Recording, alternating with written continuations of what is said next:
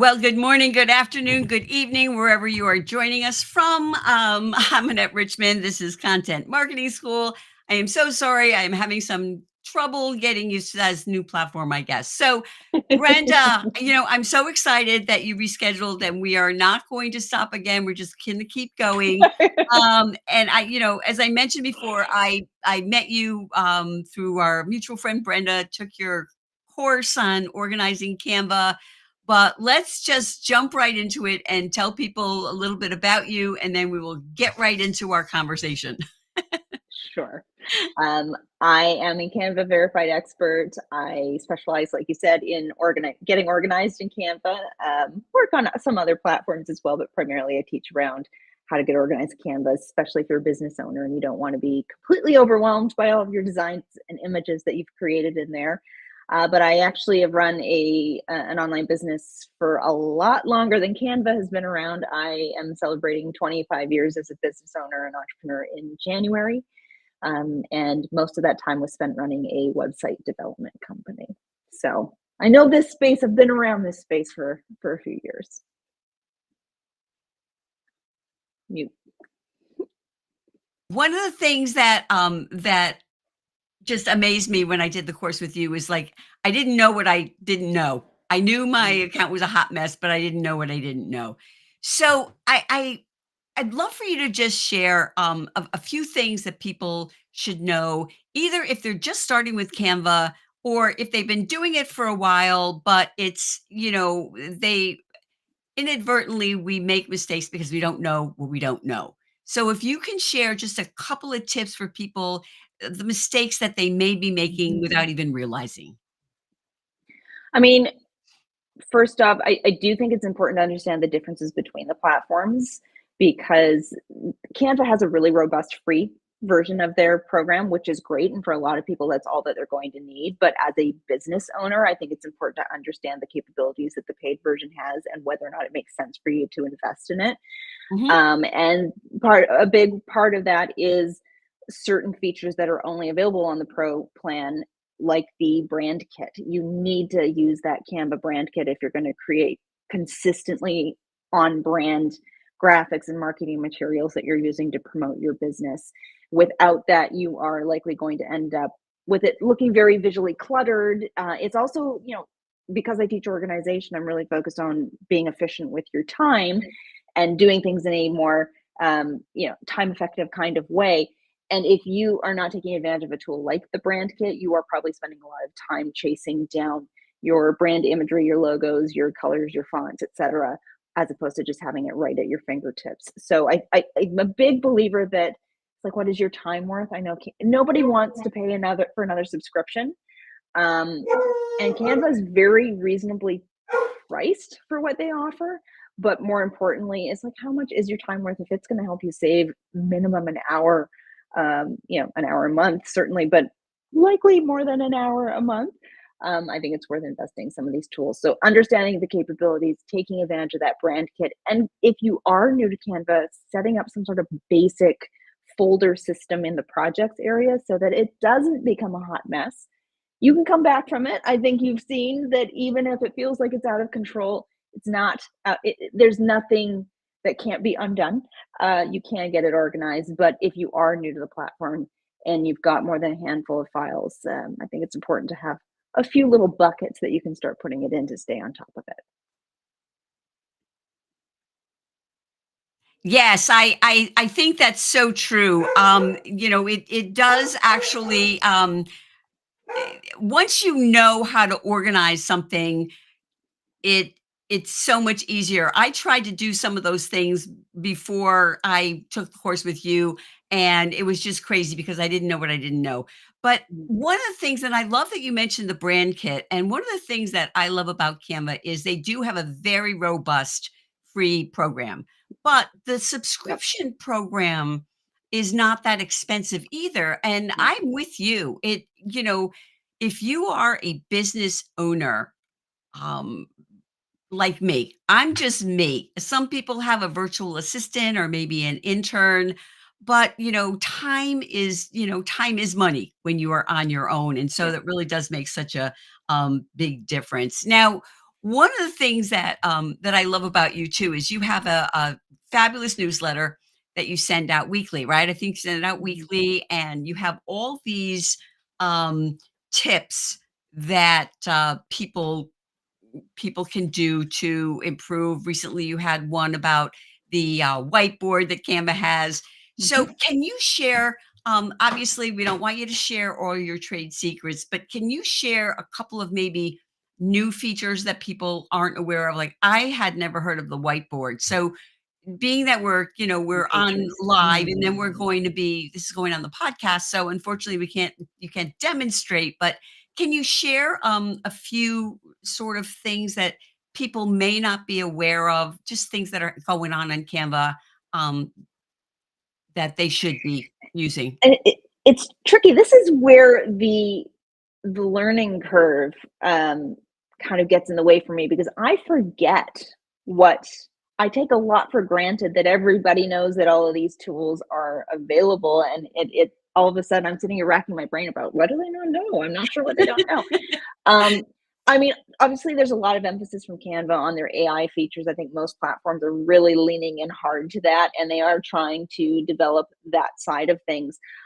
I believe in using AI where it makes sense and not just Mhm. for the sake of using it. And I think there are certain effects and things that, they're on the right path.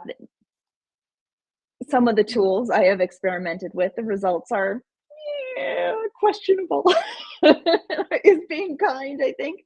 But there are features there that can be very useful. So, Magic Expand can be really helpful if you, for example, are creating.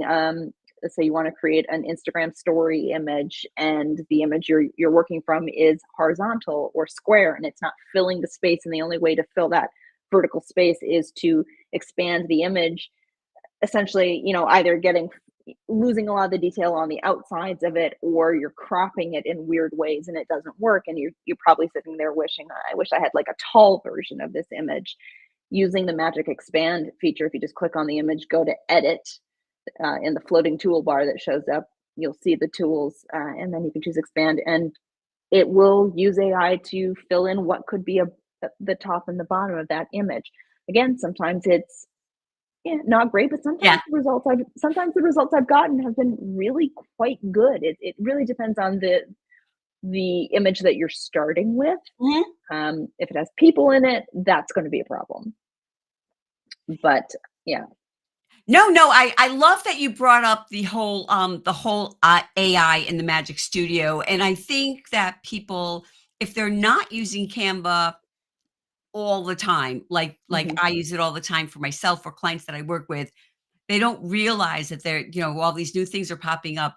But I think many people, if they haven't been using Canva that often, don't realize that there is this whole AI component now. And there's so many things. I think we're all familiar with the background remover. If you're in the picture and you want to The remove the OG of background, AI tools. but Yeah. there's so many things that they have, like, Magic Grab, where you can grab, Mhm. and thing and move them around. So I think a lot of it is just experimenting Agreed. with that. Now, I did have someone, I was telling them how you were going to be on my show, and they did ask about the Canva Glow, and whether or not they're having trouble using it. Yeah. Okay. Can you Let's talk about this because okay. I will say I have posted some content about Glow Up on YouTube, and boy, there are people out there who are very unhappy with it, and have decided that I am going to be the receptacle for all of their unhappiness. Um, I can't change it, folks. It is what it is. But I do think it's important to realize that when you go into Glow Up, figuring out the discomfort that I am experiencing, I being whoever's using it, am I feeling uncomfortable because the interface has changed, and change is difficult, and there's a new learning curve to figure out, okay, what's moved around, why does it look a little different? At its core, the functionality has not really changed that much. There's a bit of a new a new skin on it, essentially, in terms of what it looks like. And that in itself has been a little challenging for some people because now there's maybe not the contrast that they're used to in terms of the left hand bar, and they preferred that. I think it's important to get an understanding of how much of what the discomfort I'm feeling is I don't like the change and it's going to take some getting used to, because I've been using it since the beginning of May before they started rolling it out to everybody. Okay. It took me some time and I'm very comfortable with it now. Again, I use it really frequently and I've had that runway to get used to it. But figuring out how much is it's new and how much of it is slowing down my workflow. There's, the way they've changed things here and here is making it more difficult. Those are the things that Canva needs to know about. They can't change how you feel about it overall, but if you are finding specific problems with the changes that they've made, not only is that valid, I think you need to share that with them. And if you go into Canva, on the lower or left corner, you'll see a Mhm. little glow up icon. When you click on that, there's an opportunity to submit your feedback. That is the control that you have in this situation. You can no longer revert to the previous version like you could prior to full rollout. It went to full Mhm. rollout on September 12th, but you can submit your feedback. And I think it's important to be really specific about, I don't like XYZ feature because this is the impact that it has. They are paying attention to that feedback. I know it may feel like it's shouting into a void, but it's not. They are paying attention. If they are hearing the same things over and over, I think that the chances are solid that they're going to reconsider how those particular features work. I've already seen improvements in some of the features since it was initially rolled out in May. So they are listening, and providing that feedback is important.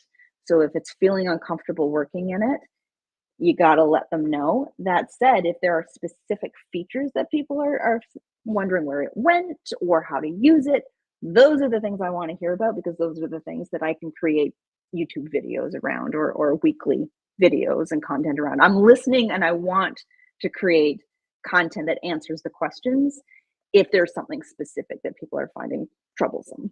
Okay, so I really appreciate that. Now, I have to say that I adapted to the glow up really quickly. I just liked it Mhm. right away, and I really didn't have. It seemed intuitive to me, but then things are intuitive to different people, and Yes. so I just want to mention something because you had talked about people sharing with you. Is Are you open to connecting with people on LinkedIn? Is that how they would like DM you, or would they go to your? Um, yeah, I mean, they're welcome to DM me if they have questions. Like, I may not have an immediate answer, but and I'm careful around not doing one-on-one support, but I am always, if I have a video that answers a question, I will always share that. And if I don't have one, I want to hear these questions. Like, DM me on Instagram or message me on LinkedIn. Um, it will go into the list Yes, no, exactly, recording. and I'm not recommending, please do not email Brenda and ask her, "How do I do this?" and expect a response. You can Well, just give her an idea for something she can do for a video on. yeah, So let's, because and people I may be mean, listening to to this podcast, 2 months from now, so, we don't want people no, to and expect. that's I don't mind, honestly. I mean, there's an auto reply that answers a lot of that sort of those sorts of things. But hearing around, you know, I'm struggling with this, or how do I do this, or this is not really, there's something that is not immediately intuitive in Canva. Often I have videos already that I can share about that. And if not, I want to hear, because that, rather than sitting here kind of like I talked about the learning curve, it's hard for me to know where people are getting stuck because I don't remember that experience. It's been a while since I've been there. But if people come to me and say, "Oh, how do I do this?" Great. I'll record a video. It'll take me 10 minutes. I'll get it out there. And then if you're asking the question, I guarantee other people have that question as well. Mhm. So I'd rather, answer it in a video and be able to share it going forward. No, I found that out. I found that out when I was in college because I was never one of those people that was shy about asking questions or volunteering to have my Mhm. work critiqued, etc. And you always find out if you're sitting in a classroom, whether you're in your grade school, high school, or college, you raise your hand with the question, and Yeah. there's a bunch of other people who are like, "Oh, okay, yeah, I wanna know that too." Because it is true, and responses to questions are usually make the best content too Oh, for someone who's 100%. creating content. 100%. It's like, "Where do you get your ideas?" Because people ask me questions and I answer the questions. So, so I do want to ask you, and I know obviously you can't demonstrate, but can you give a couple of tips, some ideas on how people can go in and maybe do a little bit of organization?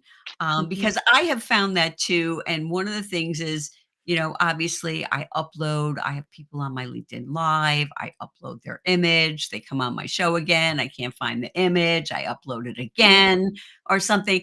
And so we have the upload folder is this, mess of all these things and you can never find anything. And Bottomless pit.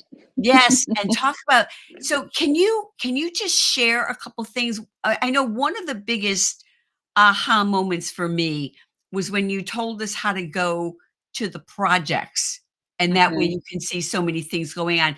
Is that something that you can just explain a little bit Yep. without demonstrating? That would be so appreciated by so many people, I am sure. I think that there is just, kind of this in automatic default setting of, well, there's an uploads folder there, therefore that must be where I need to upload my images. And it's not the best practice to do that because you end up in exactly the situation you described where everything you ever upload is sitting in that folder and there's no categorization to it. There's no organization to it. It is just, it'll keep loading, loading, loading. And if you only have half a dozen images in there, that's manageable. But if you have years of content, good luck finding that thing you uploaded 6 months ago that you need again. You won't. It'll take longer to find it than to re-upload it, so you'll Hours to try to re-upload it, yeah. and then it builds and builds and builds, and it just becomes this dumping ground. So I do think that one of the quickest wins you can get in order to get a handle on that is to create in that projects area in Canva. It's not just about creating folders for your designs. You can put your images in there as well. And think about what are those categories of, you're creating an image filing system basically. Think about what are the kinds of the categories of images that you have. Do you have client images? Do you have event photos? Do you have styled stock imagery that you're using? Do you have product photos? What are those kind of top level categories? And then within those, you can figure out what the subfolders are. Use Mhm. subfolders. You don't just want one great big, we don't want to substitute one great big dumping ground folder for the uploads folder. I mean, what's the point? You need to be able to break it down so that when you're looking for that specific product image that you have, you can go into photos, product photos. There's the particular line of products. There's Mhm. the particular scent, and drill it down to find it the same way you would in a filing cabinet.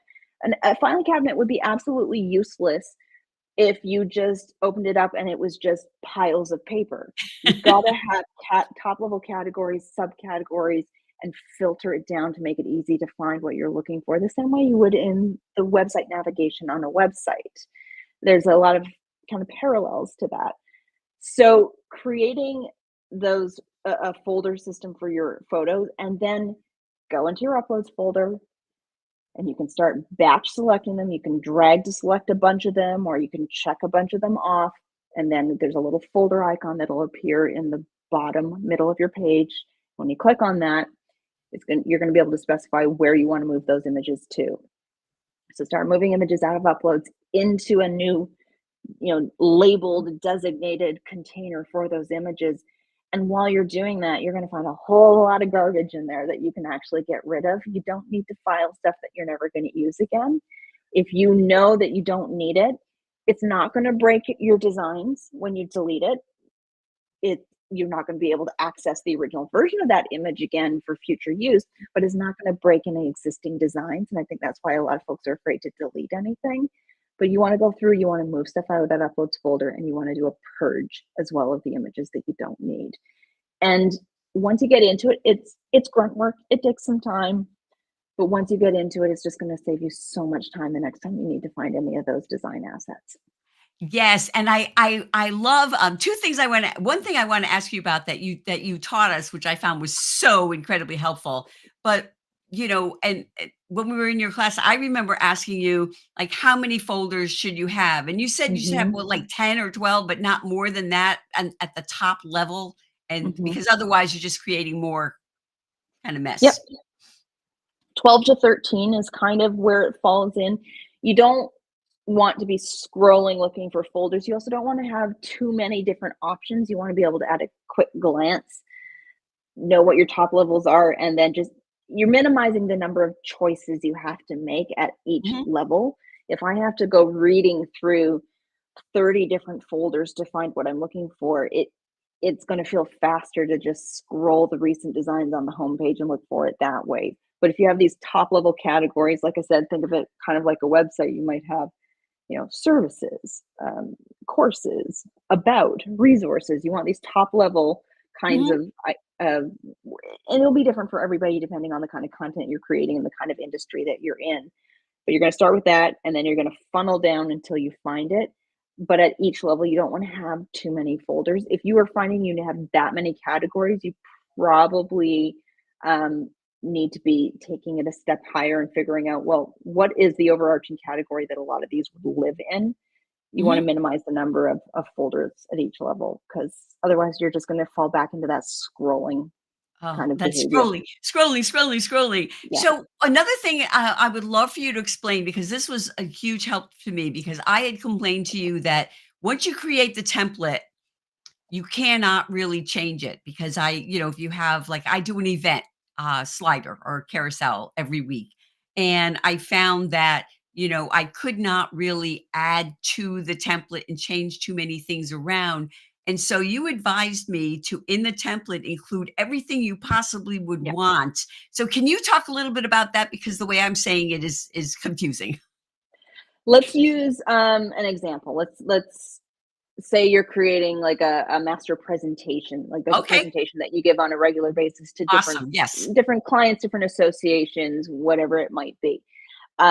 But maybe in that presentation, you like to tweak it a little bit depending on the level of understanding that the particular audiences that you're speaking to. Maybe it's slightly different slides for beginners versus intermediate or advanced, or maybe Hmm. the slides change a little bit if it is um, graphic designers you're speaking to rather than chiropractors. Hmm. Um, you may have some variations. Now, rather than having going in and copying the last presentation design that you did and then having to go in and go through every single slide. No, I got to change this. Oh, I've got to, you know what? I'm going to go grab that slide. I want to go copy paste all the components of that slide I did 3 months ago, and you're chasing around.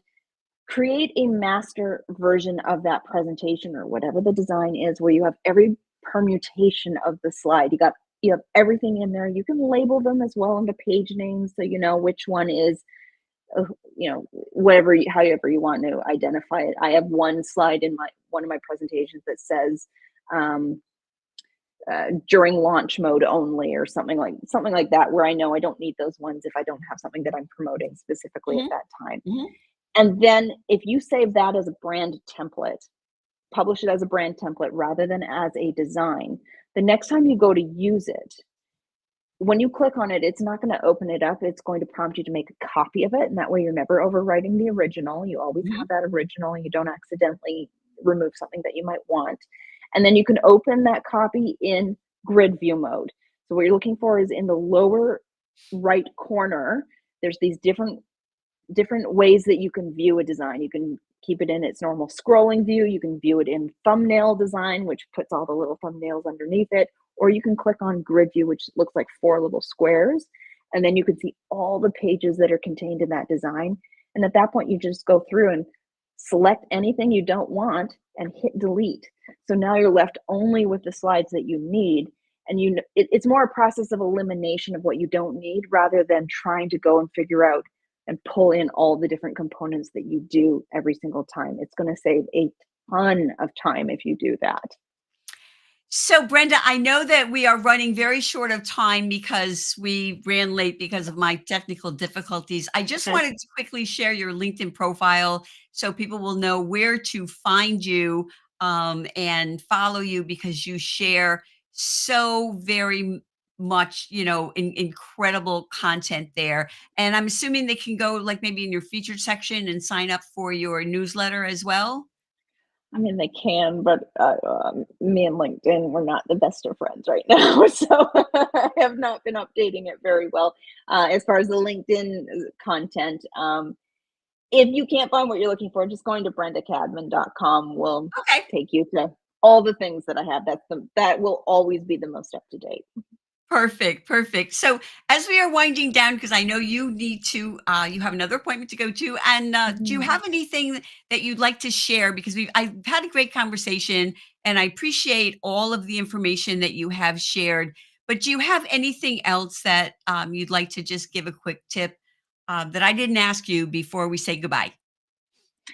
Um, I will just touch on something that I think we were talking about earlier today that I don't know if we got it in on this particular recording of this.